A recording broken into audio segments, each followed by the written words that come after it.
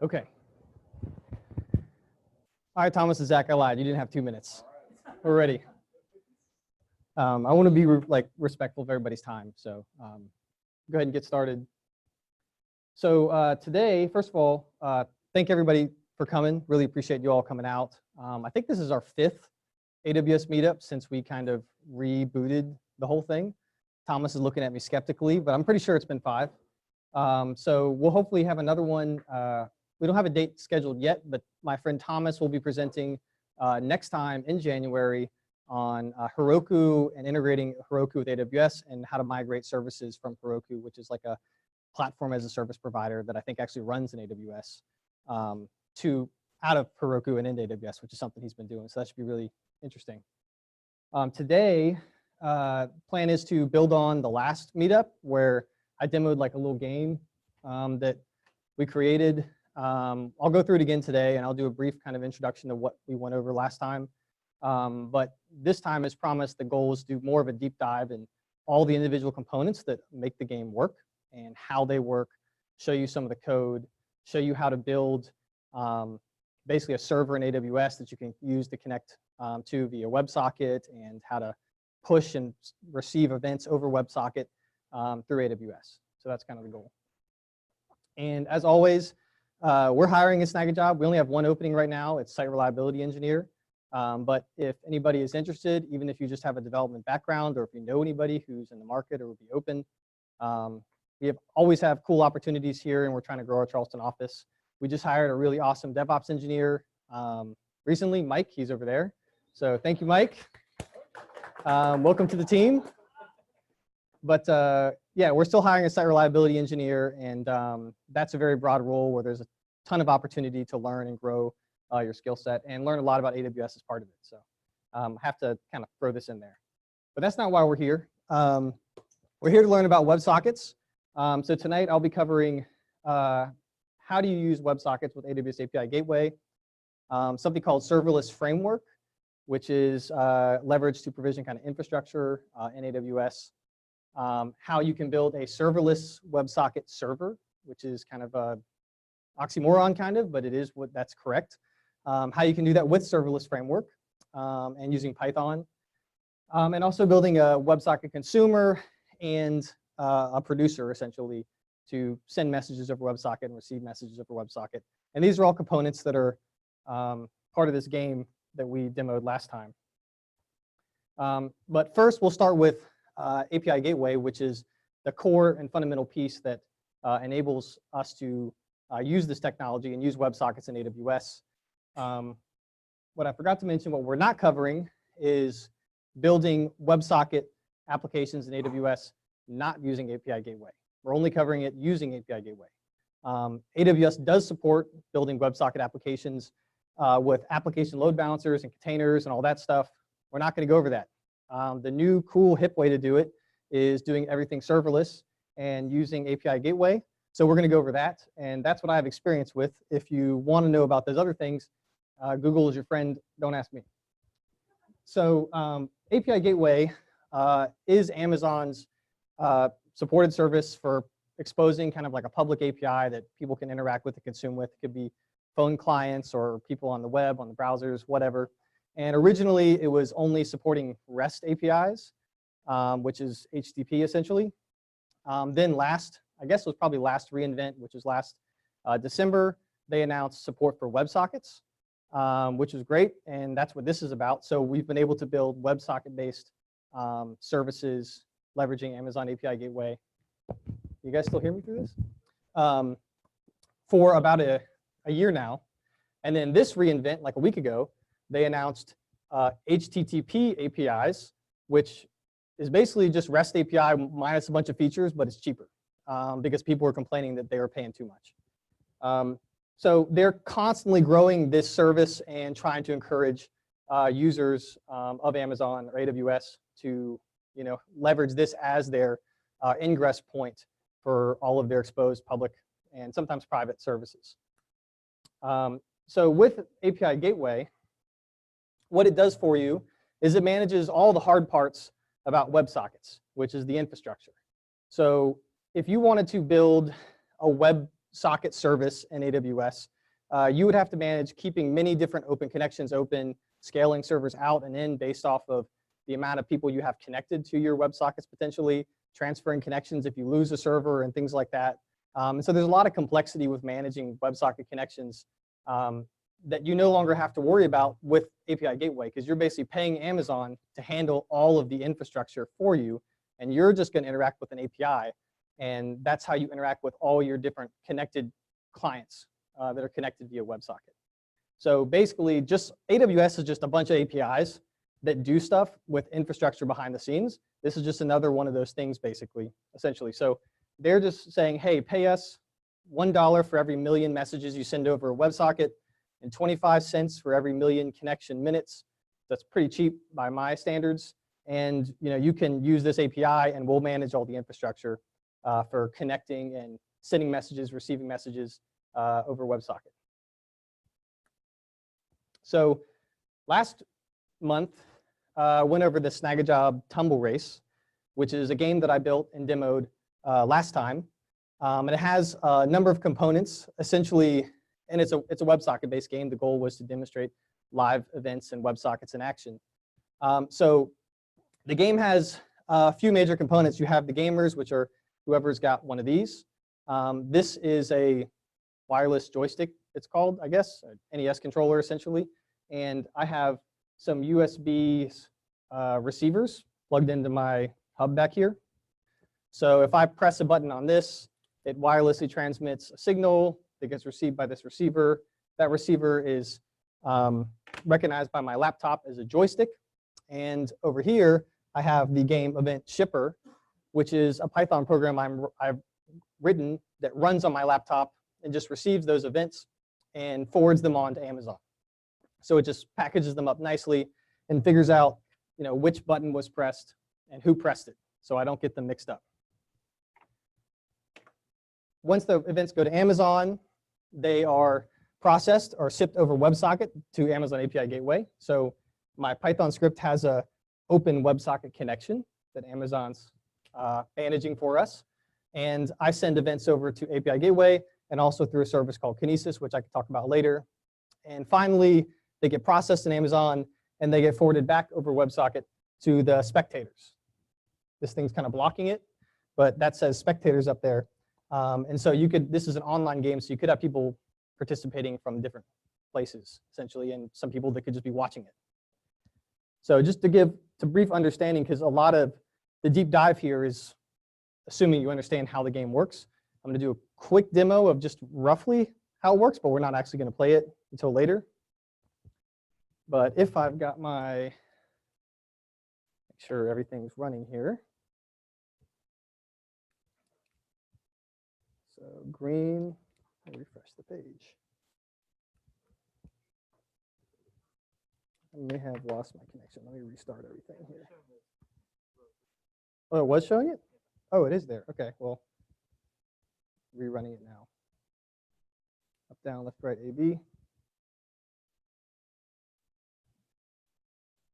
Okay, so essentially, this is the browser here. This is connected via WebSocket to Amazon.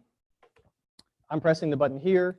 That's sending a signal through my Python script out to Amazon. Amazon's processing it, and it's shipping the signal back through a WebSocket to a viewing party. If Joseph had his laptop open, he could see what I'm pressing here. This is not happening on my laptop. This is all processing through Amazon, essentially. So that's how the game works, and I'll show more of the game later. But the architecture is important to understanding, how would you build a WebSocket application, and what are the individual components, and how do you do that with Amazon API Gateway and Serverless Framework. Does anybody have any questions before I go on to Serverless Framework? Nothing? Everybody's good? Okay. So, Serverless Framework. So, Serverless Framework is essentially a tool that you can use that takes away a lot of the difficulty of provisioning and managing serverless applications. So you basically define in a configuration file, hey, here's what I want to deploy, and so you run a command on the command line and say, hey, serverless, do this for me, and then it builds what you're defining. So it will build out all of the stuff and well, actually, I guess I have it over here, all the stuff in this orange box here, all the AWS infrastructure. It'll provision your API gateway configurations. It'll provision the Lambdas behind the scenes, all the things that are required to make your WebSocket connectivity kind of work. The web server, the serverless web server, Serverless Framework helps you kind of build and deploy that. So it's got a nice built-in CLI. So as you make changes to your code locally, you run like a command called deploy, and then I think it's called, yeah, deploy, serverless deploy, and then it'll just package up your code real nicely into a bunch of little zip files and upload them to Amazon, and then basically provision all of your infrastructure, all your Lambdas for you. So the reason why I started using it is because the other tech I used to provision infrastructure in AWS didn't support API Gateway and WebSockets. So I started using Serverless Framework and immediately appreciated it, and it really makes the development experience really like kind of seamless and really smooth. Whereas provisioning all that infrastructure through what I was using before with Terraform and things like that could be a bit clunky, especially when working with API Gateway. So serverless provisions all of this stuff in the orange box here, all this AWS stuff. And it makes that part a lot easier than if you were doing it kind of more specifically or with Terraform or something like that. So to build your server with API Gateway, a WebSocket server, API Gateway, in order to leverage it, it requires that you implement 2 routes. This is similar to like an HTTP route. If you were building a REST API, you have a route called foo and a route called bar. You have to have 2 routes with a WebSocket that must be implemented for you to build a WebSocket server using Amazon API Gateway. And notice those are the connect and disconnect routes. So the connect route gets automatically fired when someone connects to your WebSocket service. And the disconnect route gets fired when someone disconnects. So the client kind of owns that interaction. Now the connect route is where you would perform authentication. So if you don't want the person connecting to you, basically what happens is, if we look at this phone over here, this is indicating a WebSocket connection being open to API Gateway. So the client opens up a connection to API Gateway. Amazon will then run your connect route, your function. It's just a Lambda function, a very simple function that you'll write the code to. And then you will return a 200 if you're like, yep, that person or that user should be able to connect, or a 401 unauthorized, or a 500 if you have an error. And then Amazon will on your behalf disconnect the client or keep the client connected and maintain that open connection. So in this case, I have a serverless.yaml file up here in the top right. Can anybody read this? That's good so far. There's going to be smaller text, don't worry.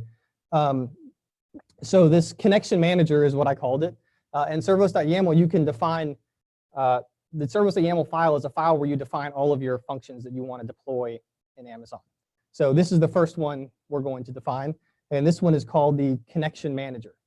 And this function's job essentially is to authorize connections and clean up disconnected clients. So you can see here under events, there are 2 different routes set up for WebSockets, the connect and disconnect routes that are required by Amazon for you to use API Gateway with WebSockets. And you can specify other specific items about like configurations, like how much memory your function needs, et cetera, just like you would with any kind of Lambda configuration. And what Amazon wants you to do, and the way it works is somebody opens up a connection, Amazon will assign them a unique ID, that's the connection ID, and they will hand that connection ID to you and say, this connection, somebody's connecting to you, and here's a unique ID describing that connection. If you authorize that connection, you should store that ID. This is your key to talk to that user. So essentially, you have this ID that uniquely identifies, say, Joseph is connecting to WebSocket. I've now got an ID for Joseph. If Zach connects via WebSocket, I've got an ID for Zach. If I want to send a message to Joseph, I need that ID. If Joseph sends me another message, it's going to come through and say, hey, it came from this ID, so I'll know who sent me that message. This ID is a unique identifier for each individual user or connection. So you need to implement the connect or disconnect routes, and you want to hold on to that connection ID so that you can use it later. Does anybody have any questions? I told you there's more code. So everybody's good so far? This gets smaller, but I've got some accessibility tools. Check this out, man. All right, so we've got our connection manager here. You can only see it on this one. Interesting, it doesn't actually, the accessibility tool doesn't work on Zoom. But essentially, you define your function in your serverless.yaml file, and in here, you map that to a Python file that you say, hey, this is the method you need to call when I receive a connection. So when I receive a connect request, it's going to call this main.handle method. The main.handle method is right down here in main.py. I've got a handle method. And all I'm doing is I'm instantiating a connection handler object. And below that, oops, I got to get better at this. It's actually covered up by my thing. Gosh darn it, hold on. The Zoom or the meeting thing is covering up. Well, basically, it's covered up right at the bottom there. It calls this handle connection event. So I just have a method. I'm just calling a method, calling another method that is handling my connection. And here you can see here, this is where we get the connection ID. It's passed in as part of the payload that comes through the request. And from that, I can say, hey, if there's no connection ID, there's an error. And then I can do authentication if I want to. The user, when connecting over WebSocket, they can pass in headers. So typically, the authentication would be they have an authorization header, a JWT token, or whatever, and then you do your own authorization saying, we want to allow this connection. But you don't have to do that. Since I'm making this game and it doesn't do anything except play this little game, I just let anybody connect. Anybody can join my game and do whatever they want to do. So I skipped the authorization part, and all I did was essentially create or take the connection ID and persist it to the database. So like I said, Amazon has recommends you have to, if you want to be able to talk to that open connection, you need that unique identifier. So you need to save it to a database. And the database connections would look like this. Can people read these? This is okay? So I have a connections, somebody gave me like a, So this is the connections table. This contains a list of open connections. So if you had 100,000 currently open connections, this table would have 100,000 rows because you need to keep track of every single open connection in order to interact with them and know what the unique identifier is for each of them. In this case, I've got 2 open connections, and on the left here we have this connection ID. This is the unique identifier that Amazon assigned to each of those connections. And I've persisted a few other fields, and you can add and update this table however you like for whatever your unique kind of use case is. But the most important thing is you need to keep track of this connection ID so that you can talk to the clients. So I created this connections table for the purpose of this game so I could keep track of who is connected to the game. And in my case for the game, we have viewers, so the spectators, and we have the gamers. The gamers are shipping messages. So when I click one of these buttons, this is transmitting a message that goes over WebSocket to my kind of game server. But then I also have a web browser that's open that's receiving the events on the other end that makes the game happen. So in my case, I have 2 different types of connections for my purpose. And I'll go into those a little bit more detail in a minute. Does anybody have any questions so far? Joseph. Just a potentially silly one. Since you are broadcasting the API Gateway domain name Right. to any viewers on Zoom, do you have any concerns about those implications of that? No, because I fully intend to destroy and recreate it after this. Perfect. Right. By the way, I'm gonna, if you ask a question, you're talking to this mic. But this, I don't even think this is the domain name of the, no, that is, if you wanted to connect to my WebSocket, you would connect to that right now. And I did think about that, dude, so I'm just gonna destroy it, because I just told everybody there's no authorization, so now anybody can connect to the game. So don't worry, by 9 o'clock tonight, it's gone and rebuilt, and it's on some long, unguessable URL, so good luck. Okay, so now we're connected. So on this diagram, we've got this little part here. You can see my mouse. Well, that's crazy looking. So we've got this connectivity here between the shipper and API Gateway. So now we're able to open in a connection, but we can't do anything else.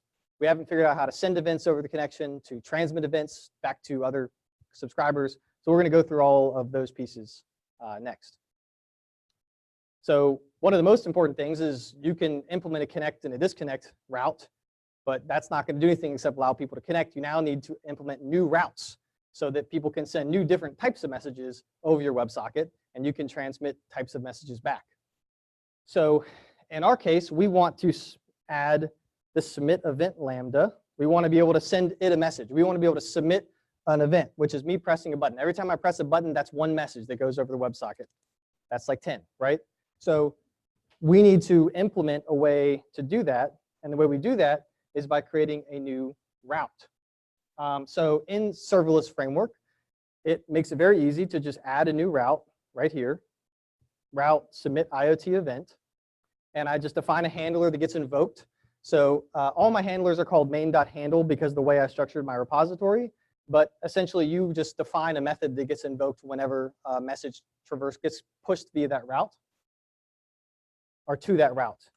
And the way a message gets pushed to that route is Amazon has this convention of in the message. So if I'm connected via WebSocket and I want to send an event to the submit IoT event route, I have JSON that I'm pushing, which is required.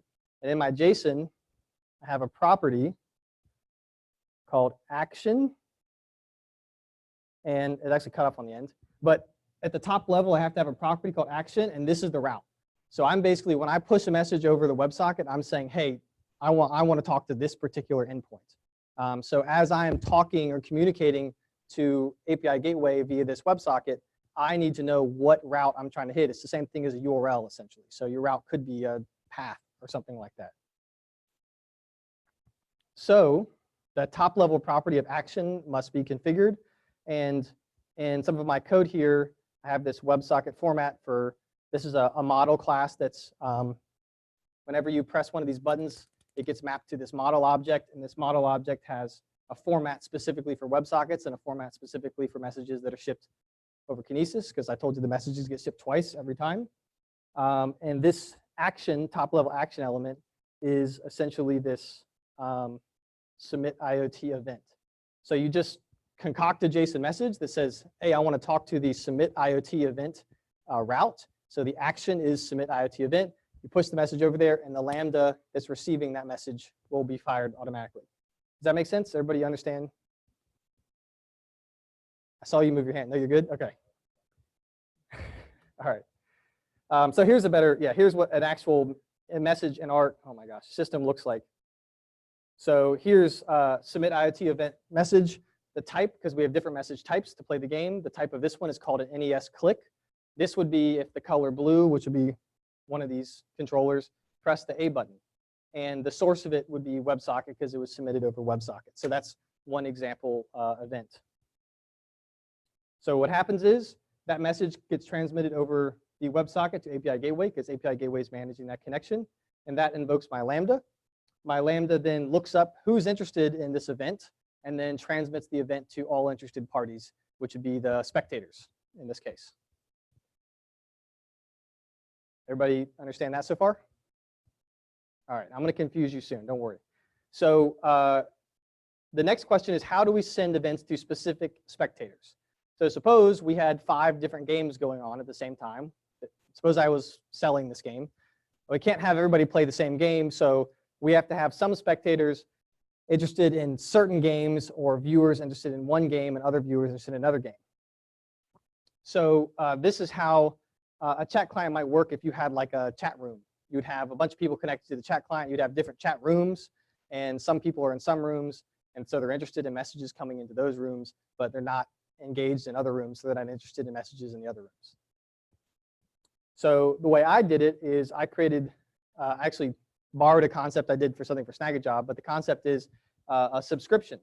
So if you're a spectator to this game, you submit a subscription message, which is a different route, and you say, hey, I'm interested in these types of events with, for this particular game or this particular game ID or something like that. So I just implemented another route called a subscribe route. It's the same kind of mapping. And then once somebody connects, a spectator connects, they submit a subscription packet saying, hey, I'm interested in messages for this particular game ID or something like that. And now they'll get all the events for that particular game. And that gets stored in the database. I'm not there yet. I'll skip that one for now. That gets stored in the database. And we can see you can subscribe to many different types of messages. So Dynamo is the same connections table, just has a list of subscriptions stored in one of its elements that has all the different kind of unique subscription elements. Like I'm interested in these type of messages and these type of messages because there's lots of different types of messages. We have photo upload messages, audio recording messages. We have button clicks on this. We have dash button clicks. So all of these things generate a different message that gets transmitted some way or another through our web server. And that guy determines what spectators need to get that message. So that's how that works. And so essentially, my subscription handler, which is another Lambda function I wrote to handle like taking these subscriptions, takes that subscription packet, maps it to a set of subscription objects, and then saves it to the database. And all it does is it just updates this Dynamo table here to say this particular connected viewer is interested in these types of events. So that's how I implemented it for this game. But this is all just unique to this implementation. You can do this however you want, depending on your use case. So essentially, the way it works is as a message traverses our system. So I press a button on this controller. That sends an event through API Gateway. It goes through this event processor, essentially. And then it determines, does anybody who's currently subscribed, are they interested in this event? And then if they are, it looks up that connection ID of that interested party and then calls Amazon and says, hey, send this event to that party. So it just ships it off to all the interested parties. So that's how essentially the processing works for button clicks. Does that make sense? Everybody good? Okay. If you have a question, just interrupt me. That's fine too. But you will probably have talk into this microphone, so be prepared for that. Okay, event subscription demo. Cool. So I got a few demos here. This is the simplest one. So let me just make sure my game is working. Sometimes these things go to sleep. Okay. So right now the game is running. This is my Python program that I wrote. And whenever I click a button on one of my joysticks or my NES controllers, my Python script gets the message. Now I have another Python script that I've written to demonstrate receiving the message and what it looks like. So it's called demo WebSocket subscribe. So it actually looks like, where did I put it? There we go. So all this does is opens up a WebSocket connection, which you have the connection string here essentially, but I'm opening up a WebSocket connection. Once it opens, I'm subscribing to events. So I'm submitting the subscription packet. So if we look at the database, let me show you the database live right now, because why not? So I told you it was Dynamo DB.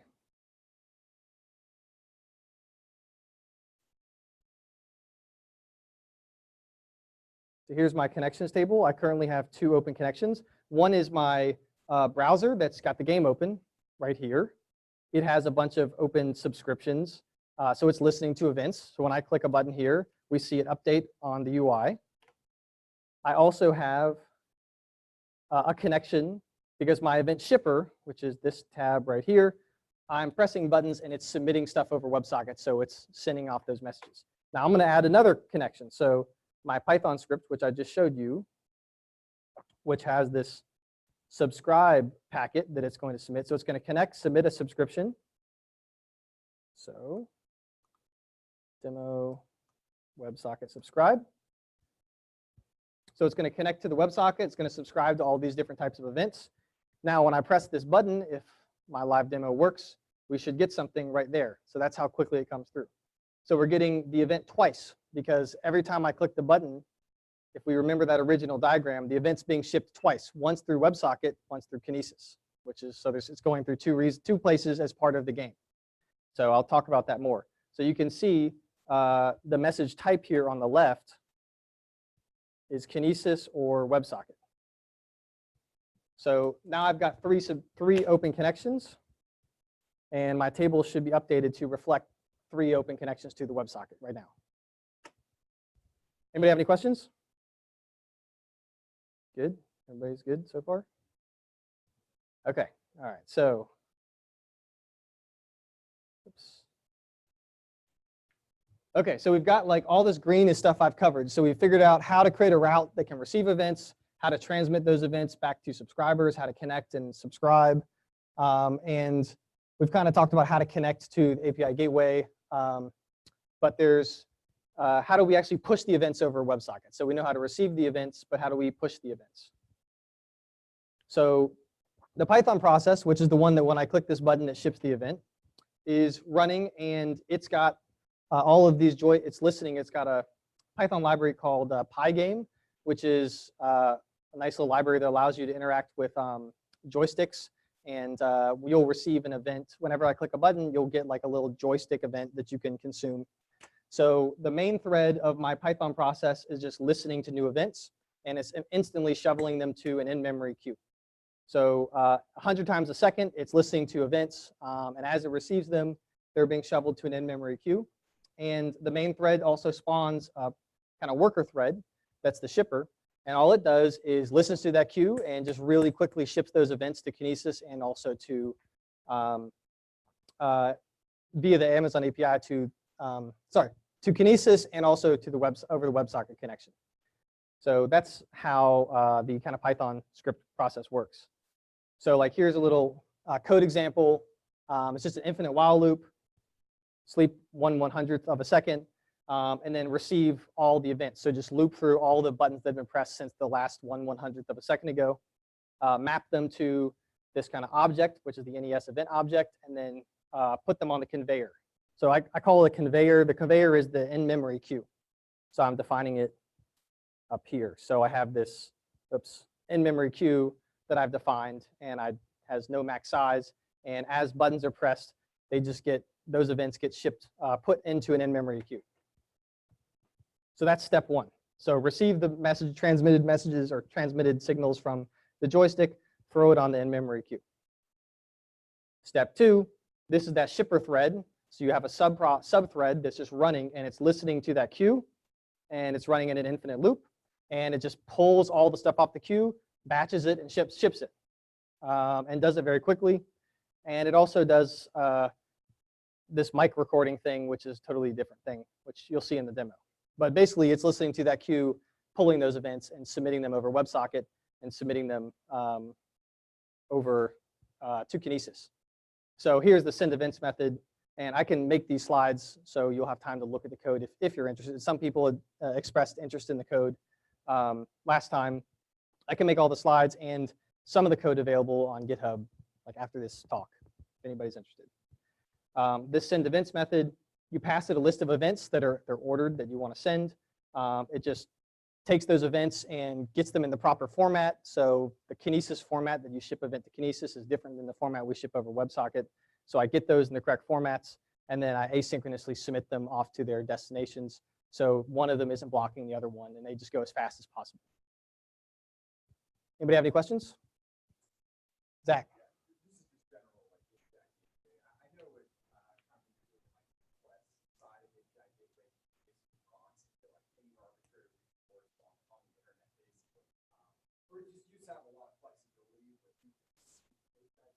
Right.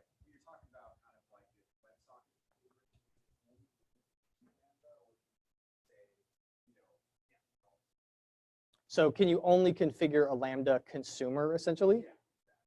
So from what I've been able to tell, for messages transmitted over the WebSocket, I believe it has to invoke a Lambda on the other end.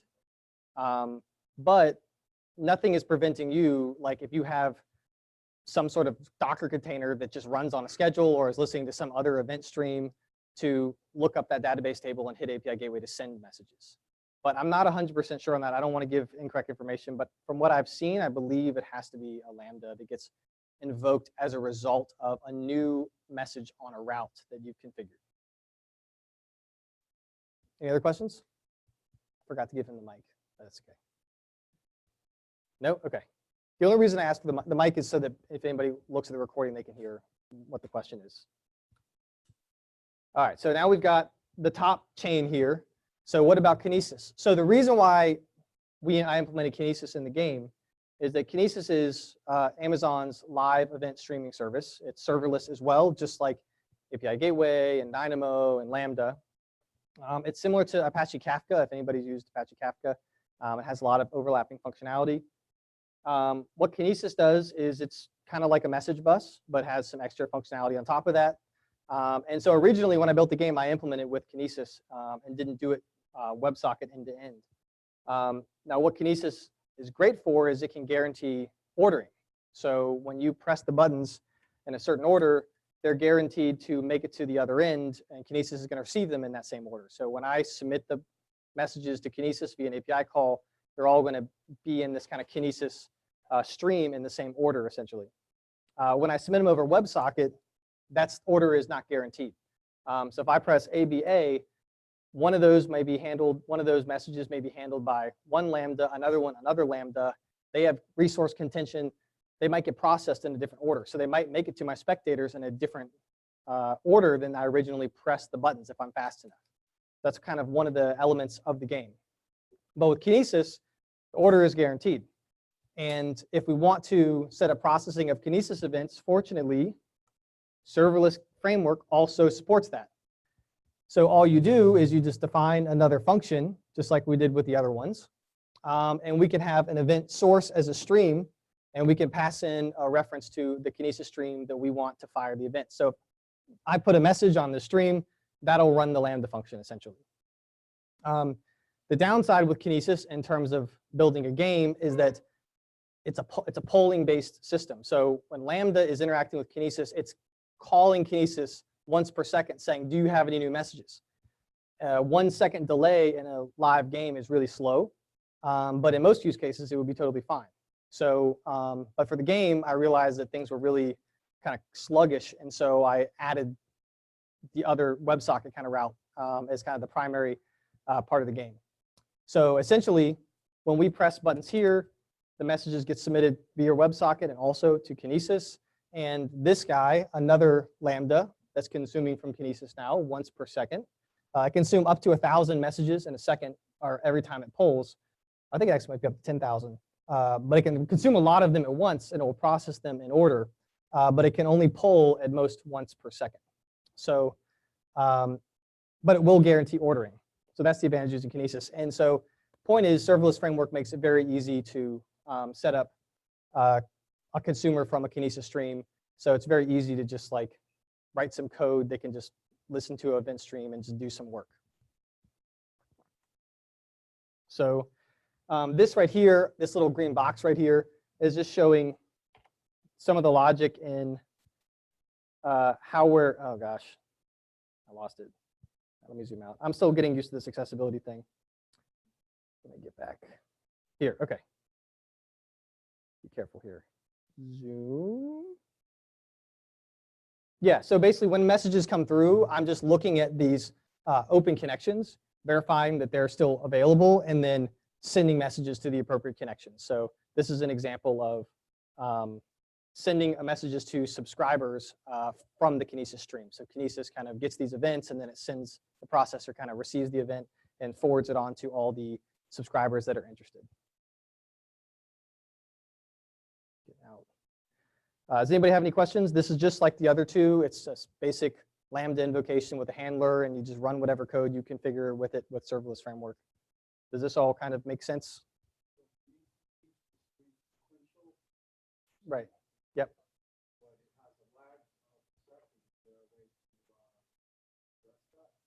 Not really, no. Not that I found. What do you mean compounded? Mm-hmm.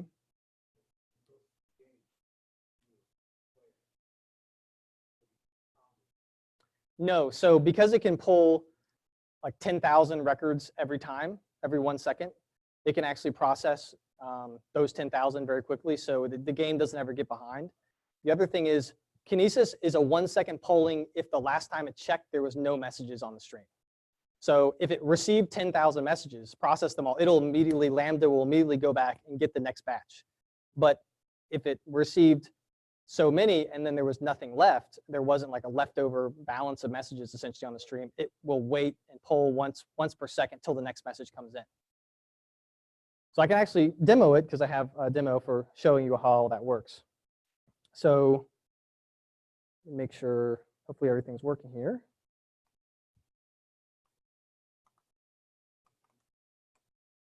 So what I'm doing is I'm opening up a new subscriber connection. So I'm just listening for messages.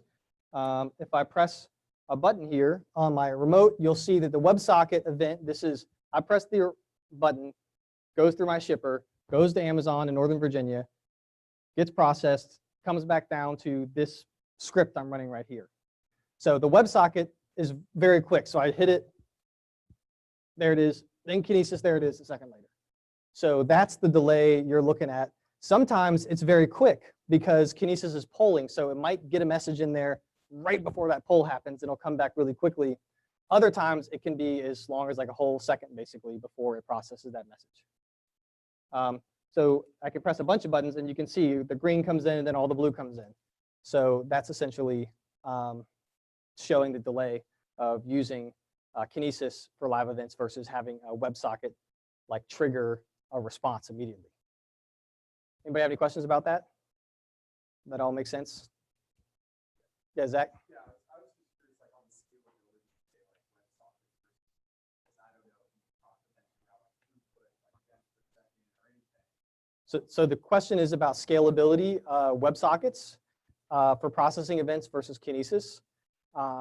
Essentially, the scalability of both is virtually infinite.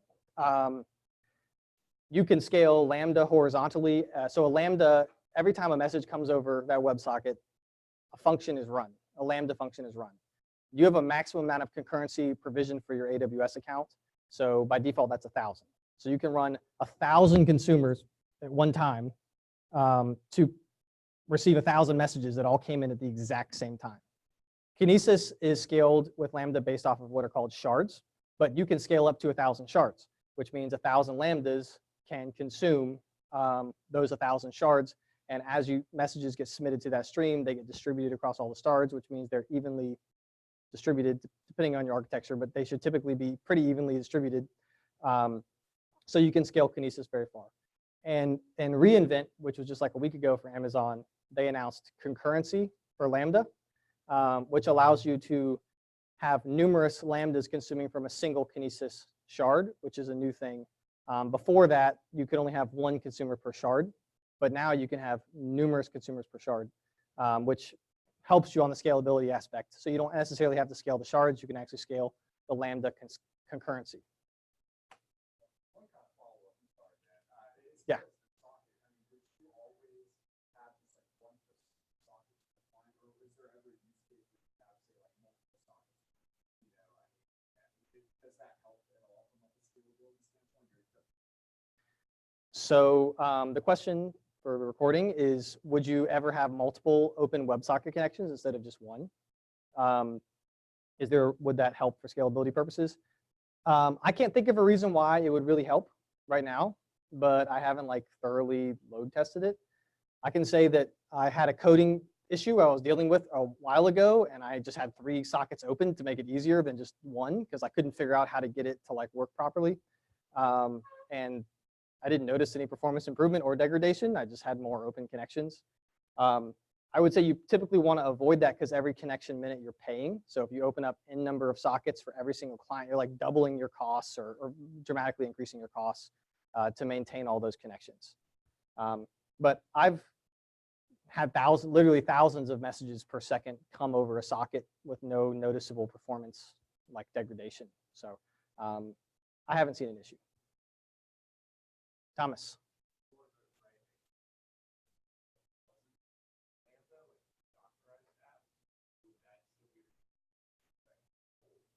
Yes.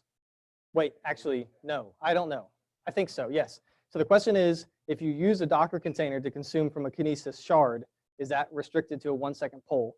And I don't know with 100% certainty, but I know that if you consume from Kinesis, well, actually, there's 2 ways to consume from a Kinesis shard. You can use the low-level API, which you could use Bodo. You could find all the shards, and you could just poll yourself, manually poll via the low-level API as frequently as you wanted. And I don't think you'd be throttled. But if you use what's called the Kinesis client library, which is Amazon's own like built-in library abstraction over interactive Kinesis that you would want to use generally. That I believe polls at once per second, and it kind of abstracts all that magic from you. So I don't think you'd be able to go more frequently than that. Any other questions? Yes. Can you offset?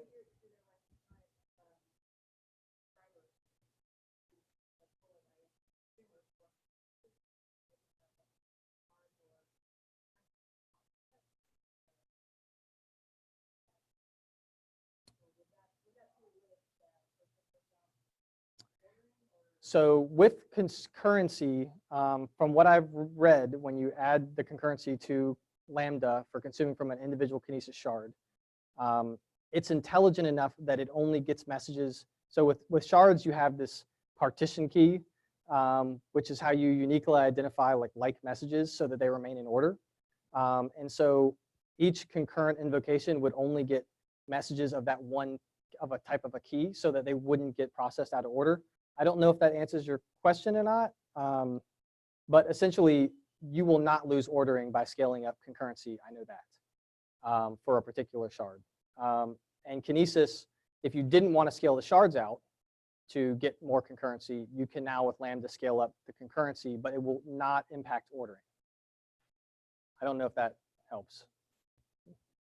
Zach? Yeah, I don't know, Rob, it's kind of interesting. Yeah, when I played around with that library, like I had running across like 5 different dockers, all coming from one, all trying to pull from one like shard.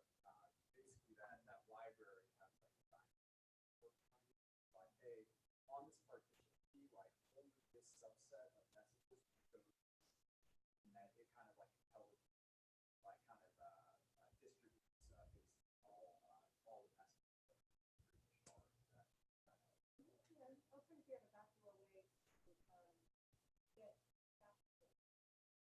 Oh, faster polling. Using like, do you mean Kinesis offsets or?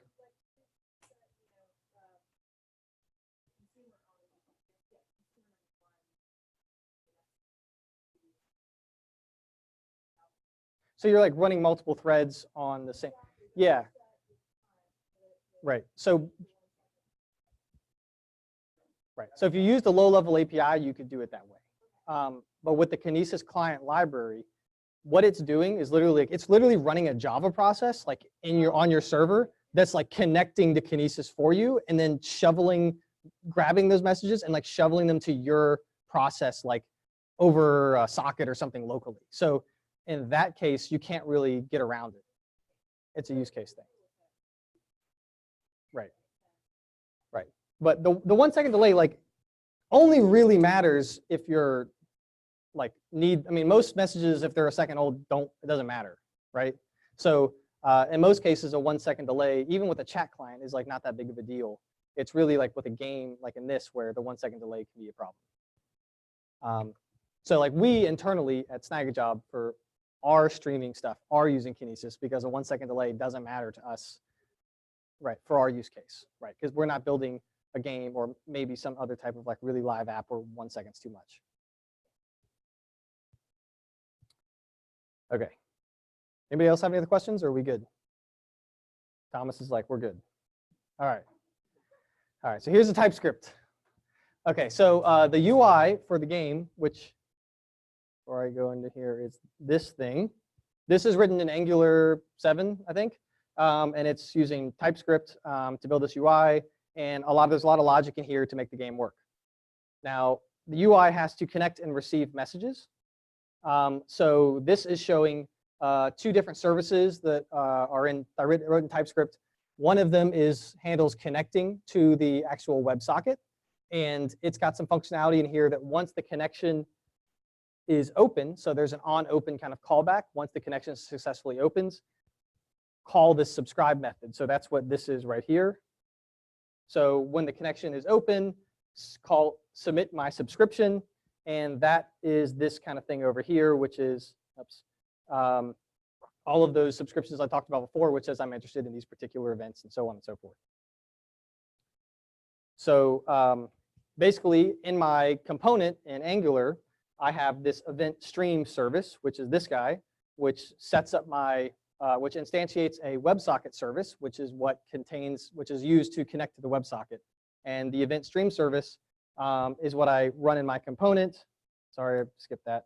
And it basically, I have a subscribe method that basically every time a message comes over my socket, it goes through this little ugly if ladder here that says, if the message is of type NES click, do this work. If it's of type dash click, do this. So this is what routes the messages in my internal logic to do different things. So essentially, you just create the socket connection, and this anonymous function here gets invoked every time a message comes over this connection. So this is in my Angular component, essentially. And so all the logic is stored in all the game rules, essentially. The rules of the game are all in the browser. I'm not running like a game server in Amazon and doing all that nonsense and pushing the state down to all the clients and all that stuff. This was for a demo. So basically all the logic that runs the game is in the browser. So it wouldn't technically work as a distributed game that well for that exact reason. But essentially the browser has all the game rules, and really all the Amazon stuff is just to demonstrate WebSockets and to just show how you can set up connections and push events through and stuff like that. So I want to show the game, and I'll show the IoT. So there's an IoT component, I'll go over briefly, to the game, which is originally the goal of the game I thought was to hand out dash buttons and have people click as fast as possible and like race to see who could click the fastest. But after I bought like 5 of them, I realized that they take like 9 seconds to submit a single event, because they are off all the time. And when you click them, they turn themselves on, they connect to Wi-Fi, then they submit an event to AWS IoT, and the dash buttons are bound to like one Amazon region. So the ones I happen to order on Amazon came from US West. So it connects, sends a message to US West, which triggers a Lambda in US East, which then submits the event back through. So it's like 9 seconds, and that wouldn't be a very good gaming experience. So then I bought these Amazon, these little wireless joystick things off Amazon for like a quarter the price. So, all right, let's play the game. That was me last night when I was like making all these slides. I just got really, I got tired. All right, so let me make sure all my things work. Okay, up, down, left, right, A, B.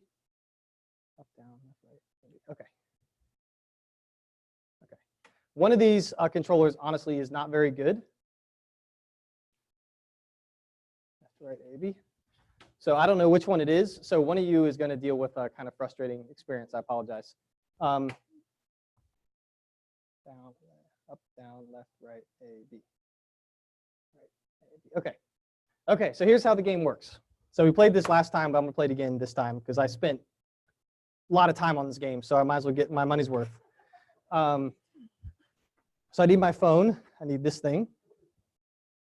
All right, so I need some volunteers to play the game. So we got to load in our gamers. So we've got 4 colors, red, blue, green, yellow. We have to load in our gamers. So I need a volunteer to play the game. And if you played before, all right. What's your name? Michael. Okay, Michael. I have to take a picture of you. Is that okay? All right. So any emotion you want, you can just say anything. Oh, I forgot. I got to give you a controller, obviously. Otherwise, you can't play. Okay, so here's your NES controller. Michael. All right, so Michael, I need you to press select start, select start. I don't know what color you have, so we'll find out in a second. All right, so you're green. Okay. So what I'm going to do is quickly just upload Michael's photo to S3. What this is going to do is we're going to process his image and submit a packet over WebSocket back to my UI and then load him into the game. So now Michael's here. And Amazon recognition is a service that is used to, one, find the bounding box of your face, and also guess what your emotion is. So it's 96.4% sure you're happy. So good job, man. Okay, so what we're going to do is we need to get your name, because your name isn't Cadence. You're not Joyous Cadence. Your name's Michael. But you don't have to go by Michael. You can go by any alias, you know. So would you have any other names you go by? Mikey? Mikey? Okay. So I want you to press, so what's going to happen is I want to press, not yet, start, start, select, select. Not yet. That's going to show a little recording icon because that's going to transmit, go through, come back down, pop up a little modal window that says it's recording. You're going to talk into this microphone. You're going to say whatever name. It could be Captain Insano or it could be Mikey. And then we're going to see what happens. All right, ready? Start, select. Yeah. Start. Hello, my name is Mikey. All right, so what this is going to do is recording. I recorded an audio clip. My little Python script is recording that audio clip. It's looking for that. Hello, my name is Mikey. So it's looking for that. It's listening to that, saving it as an MP3 file. And Amazon has an audio transcription service called Amazon Transcribe, but it's really slow. It takes like 50 seconds. So instead I went with Google. We're using Google Speech Recognition API. So I set up that, and I just submitted that audio clip to Google, and they came back. So this is like when you say, hello, Google. This is why it works, I guess. All right, so you're loaded in, Mikey. So we need another volunteer. People are afraid to volunteer. I'm pick for you if you don't. I'm picking Mike, so. All right, we got 2 mics here. So now you can't be Mikey because there's already a mic. So you're gonna have to go by whatever video gaming name you go by. All right, Mike, so give me a different face, not smiling. That's an angry one right there. Oh. All right, so I'm gonna, Different emotion. no, you did great, that's great. All right, so, Angry face. I'm not sure how that came out. all right, uploaded that. Oh shoot, you're gonna override Mikey. I forgot to tell you to press select start. All right, well actually, since your name's Mike, it works out perfectly. Okay, so you guys trade controllers. All right, we're back to you, Mikey. Now you can't be Mike this time. So Mike, press select start again. All right, let me get your photo. Make sure I get your photo back up there again. I forgot to, okay, now we're selecting blue. That's what we want to do. All right, so you should come in under blue. All right, so you're not Jessica though, so we need you to do start, select, something other than Mikey. You whenever you're ready. Superman. Okay.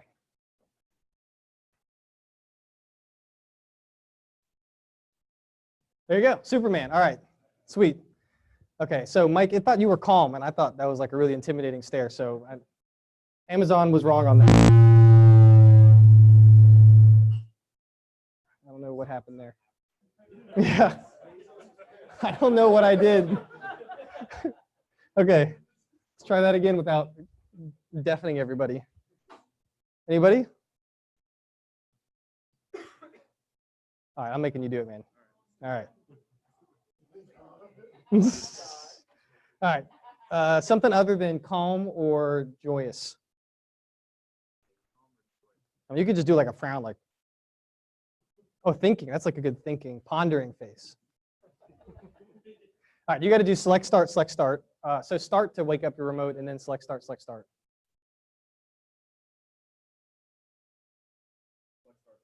Yeah, select start. Unless yours isn't working. Okay, there we go. Perfect. All right, now I'm going to upload it now that you're selected. Think of your alias. I'm pretty sure you're smiling in this. I think it's going to think, yeah, 99%. It's even more confident you're happy than Mikey. All right, so so it's going to be start, select, and then something. Scott. I don't know if your mouth was close enough to it. We'll see if it got it. Wow. All right, Scott. Okay. All right, Scott. That's your real name, right? Okay, Scott, you're loaded in. It'd be funny if your name was like Jeremy or something and you just put like Scott. That would be pretty funny. Okay, so let's try one more person. All right, let's do it. All right, here you go. You do much gaming? No. No? Did you ever have a Nintendo? All right, well you got a one-up on Scott, I can tell you that much. Did you have a Nintendo, Scott? I didn't think so. Not in personal, I'm just saying you're not as old as this gentleman or I am, so Nope, don't say, oh shoot, you just overrode Scott. You did start, select, select. Scott, you lost your name, man. Yeah, it doesn't know who you are. Okay, so select, start. There we go, okay. All right, so I need to take a picture of you, sir. I apologize, I forgot your actual name. All right, let me try and wipe this smell. Okay.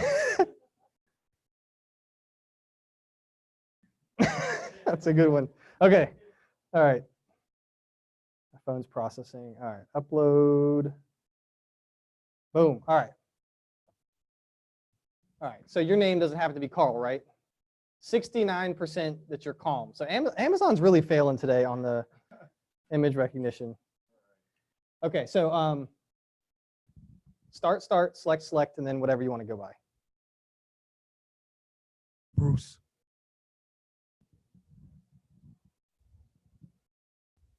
Bruce.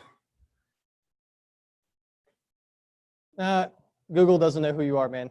Now let's try that one more time because we can't have two people with the same name. So start, select, and just talk a little bit louder into the mic. No, it was like it's a shruggy emoji. When Google doesn't know, I just put a shruggy emoji there. So start, select, and then you have to say it again. Keith.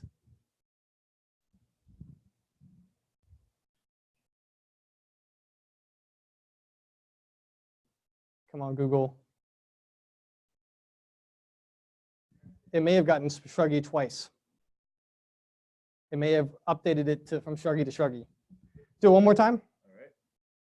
I'm going to talk into it this time because start, select.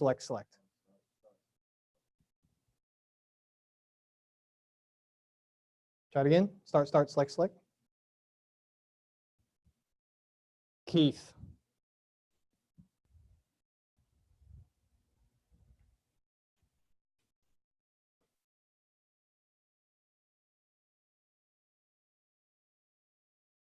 All right, well, it's Google's confused at this point. There is a problem here. So I have headphones sitting over there on a pumpkin, and they're next to the speaker. So when you talk into this, it's going out of the speaker, and my headphones are trying to pick it up. So there's probably like some feedback and stuff. But we got 2 for 4, which we could do better. But that's Google failed us.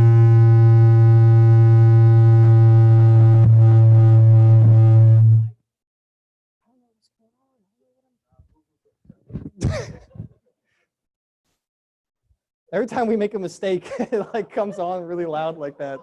I don't know what the deal is. All right, I'm not going to criticize Google or Amazon ever again. All right. Okay, so I'm going to remove this selector. So I had all these dash buttons. So this one should remove that blue bar. Okay, this one will unpause the game, but I have to explain how the game works. So the game has a few elements here. On the left is your finger speed. So that thing's going to move based off of how fast you're pressing buttons. So remember I talked about the messages get transmitted via 2 routes, one through Kinesis and one via WebSocket. The WebSocket stuff is not guaranteed ordering. So they might be received by the game here in a different order than you press them if you go too fast. So you want to get your finger speed right up at the top of the green. That's probably a good place to try to maintain your ordering and try to be consistent. If you go too fast, the events are going to come in the wrong order and you're going to get dinged. Now, there are 2 bars here. The top is events coming through WebSockets. The bottom bar for each player is events coming through Kinesis. So the top bar is your game bar. You're trying to get 40 correct, basically, combinations in a row. And I'll talk about a combination is in order to win. The bottom bar is your power-up bar. You get rewarded since the ordering is guaranteed, you get rewarded for always pressing for the right combination no matter your speed. But if you go too fast and we register the events in the wrong order on the top bar, you're going to get dinged. So when I unpause the game, this pause thing is going to change, and it's going to say 4 different directions and or buttons. So it's going to be like up, left, BA, up, down, AB, left, right, up, right, something like that. And you have to put or input those combinations on your controller, and then your little head is going to tumble to the right, and if you get it right. And if it's wrong, you're going to roll backwards. So you want to get to the right over here. Now there's one more game element. That's the reset code. Every person has a green check mark over here. That means you have the ability to reset the code that everybody else is typing in. So their code will start, it'll be like up, down, right, left. Everybody will pressing up, down, right, left, and moving to the right. However, if one of you presses start or select start BA, so remember that at the top right there, you will consume your code and you'll change the combination for everybody else and yourself. So people will then be pressing the wrong combination and they'll be rolling backwards. So you want to be sneaky about when you use it and people don't expect it. That's how the game works. So I'm going to press this dash button, and approximately 8 seconds later, the game will start. All right? So everybody get ready. 3, 2, 1. It's going. I was faster than 8 seconds. It's going to be coming through soon. There it is. All right, so up, down, A, B. That is the combination everybody's got to press. Mike, is your press the start button? It probably went to sleep. Now go. There you go. Now you're in, Mike. The remotes go to sleep after 5 minutes of not pressing any buttons. Up, down, A, B. Consistency is key. Press the edges of the arrow keys. It's easy to accidentally press like down and right or up and right at the same time and stuff like that. So be careful. Up, down, A, B. Mike's moving. Mike's rolling, man. Or Mikey, because he stole Mike's name. Mikey's doing pretty good. He's got almost had a power up. Oh my gosh, he changed it. Superman changed it. Also, the artist formerly known as Mikey. Left down BB, left down BB, left down BB. Consistency is key. Are you struggling over there? You're pressing A, you gotta go, okay. You might have a remote that's kind of tricky. Down BB. Okay, somebody just changed it. B left, B left. Oh man, this is a race now. B left, B left, B left. Oh, we're moving quick. If you go too quick, you're gonna get dinged. Oh, joyous shruggy emoji wins. Scott, right? Wait, was your name Scott? Yeah, it's you. You're shruggy emoji, Scott. All right. Good job, Scott. So, congratulations. There's no prize, but congratulations. So I just reset the game. I double-clicked that dash button. So you guys know with dash buttons, you can do two things. You can do one click, or you can do 2 clicks. And then that's all you can do. So with the dash button, it actually invokes a Lambda, much like the Lambdas that are running all the processing, all the events. You just wire it up in AWS IoT. You click the button, and it'll tell you if it's a double click or single click, and you can do whatever you want. So I just made it reset the game with a double click and single click unpauses it. So that's the game. If anybody has any more questions, if anybody wants to play again, we can play again. It'll take too long to load everybody in, so we just have to like share controllers. Anybody have any more questions or thoughts? That's probably kind of 7:42. It's getting up there. Yeah, absolutely. Nice. All right. Glad you guys liked it.